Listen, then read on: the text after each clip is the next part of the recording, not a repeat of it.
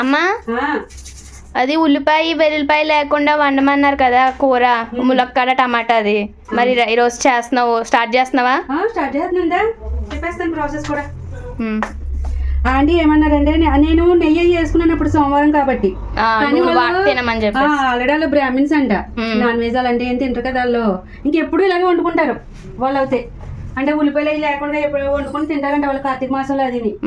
కాబట్టి నేను అలా వండాను కాబట్టి ఆవిడ చూపించమన్నారు. ఆవిడకి తెలియకేం కాదు కానీ నేను ఎలా వండుతున్నాను అనేది చూపించమన్నారు అనమాట. అది నువ్వు అప్పుడు నెయ్యి వేసావు, దాని పది నూనె వేస్తున్నావు అంతే. అప్పుడు నూనె వేస్తున్నాను, అప్పుడు నెయ్యి వేసాను సోమవారం కాబట్టి, రోజు మంగళవారం కదా ఇంకెందుకులే నెయ్యి వేయటం అని చెప్పేసి నూనె వేస్తున్నాను. నెయ్యి కావాల్సిన నెయ్యి వేసుకోవచ్చు. ఇదిగో నూనె వేసాను కదా, ఇందులో కొన్ని ఆవాలు. ఆవాలా? నువ్వు ఎప్పుడు కూరలో ఆవాలు ఇందులో వేస్తాను, ఈ రెండిట్లో అంటే ఉల్లిపాయలు వెల్లిపాయ దాంట్లో వేస్తాను ఇలాగా. అలాగా మొన్న వేసాను. ఇంకా ఇదిగో పచ్చిమిర్చి,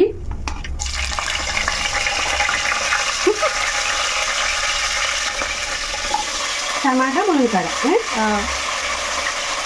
కలిమాకు. ఓకే, ఇంకా అన్నీ వేసుకుని ఇలా మగ్గబెట్టుకోవాలి.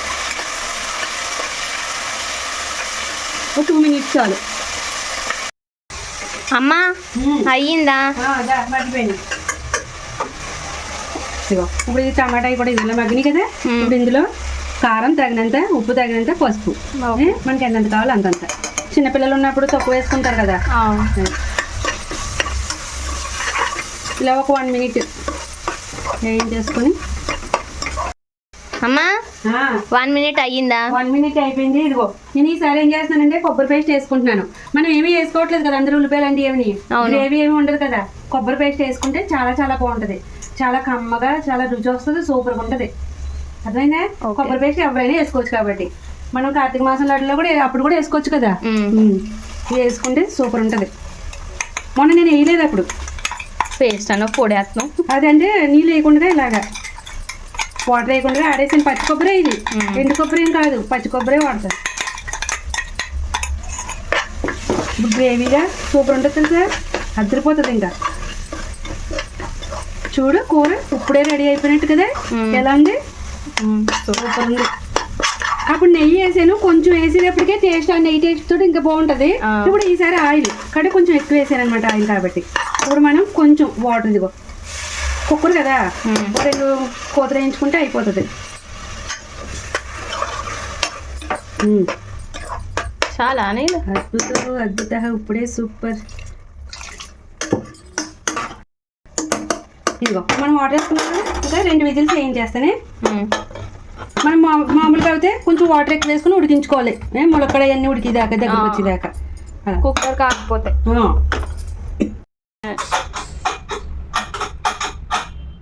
మాధు అయిపోయింది. మనకి మునక్కాడ టమాటా కూర రెడీ. ఎలా ఉంది మాధు? సూపర్, మంచి స్మెల్ వస్తుంది కదా. సూపర్గా ఉంది.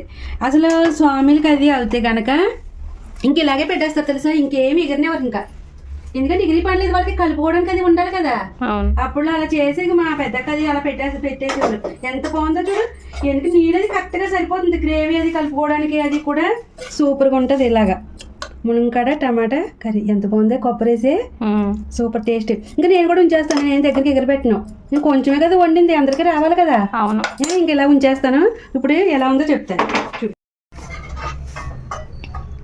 మాధు రామ్మ, వంట అయిపోయిందా? ఇందాక పెట్టలేదు అని అడిగావు, ఇప్పుడు వంట రెడీ అయిపోయింది. ఇక్కడ దా తినిపించేస్తాను నీకు. సరే.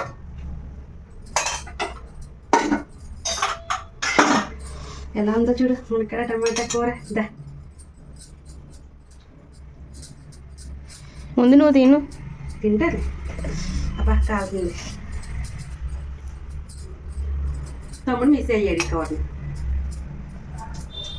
మళ్ళీ ఉంచలేదా అని అడుగుతాడు. ఉంచాలి ఆడికి కూడా, నాకు ఉంచుకుంటే తినేస్తారా అంటాడు.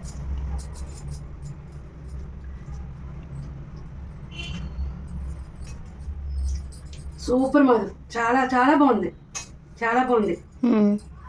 అబ్బా దా అదిరిపోయింది. దా